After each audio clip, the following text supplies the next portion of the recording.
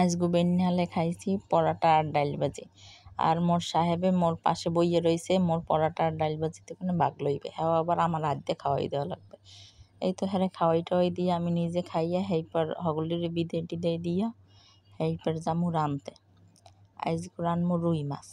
তো রুই মাছে হলদি নুন টুন দিয়ে টিয়া ভালো করে মাইখে নিমু। মাইখে টেখা তেল গরম করিয়া, এই তো বেশি করে তেল দিতে হবে, নাইলে আবার মাছ উঠতে চায় না। কালকে আমার মাছ ওঠে নাই। এইপর গরম তেলের মধ্যে আমি মাছগুলারে পটাপট পটাপট ছেড়ে দেব।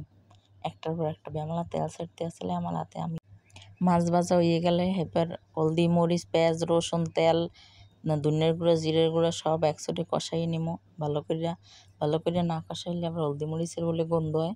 এলিকে ভালো করে কষাই লইতে হবে। আর পরে দেখি তেল আবার কম হয়ে গেছে, এলিকে আবার একটু তেলও দিলাম।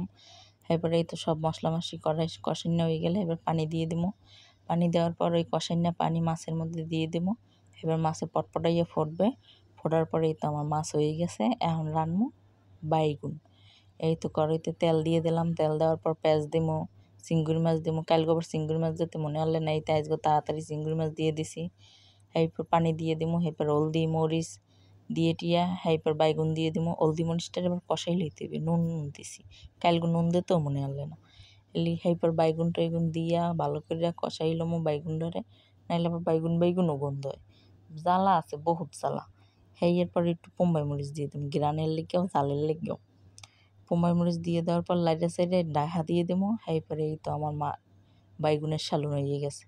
বাইগুনের সালুন হয়ে যাওয়ার পর এরপরে এদিকে আমার ভাত হয়ে গেছে। আজকে দেখাম আমি কেমনে ফ্যান গালি। এইরকম একটা বড় একটা আতা বলদের ধান আতা লইয়া এরপরে জার্জির মধ্যে খালি পানি হালাইবেন।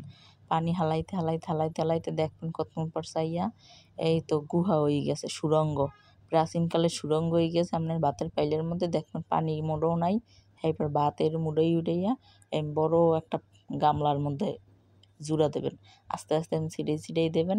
তাহলে ভাতের ইগুলো যাইবিজ্ঞা আর কি ধোয়া বাইরেই যাইবিজ্ঞা, ভাতগুলো জুরজুর হয়ে যাবে। এরপরে ফ্যানের বাতাসে রাখবেন, শেষ।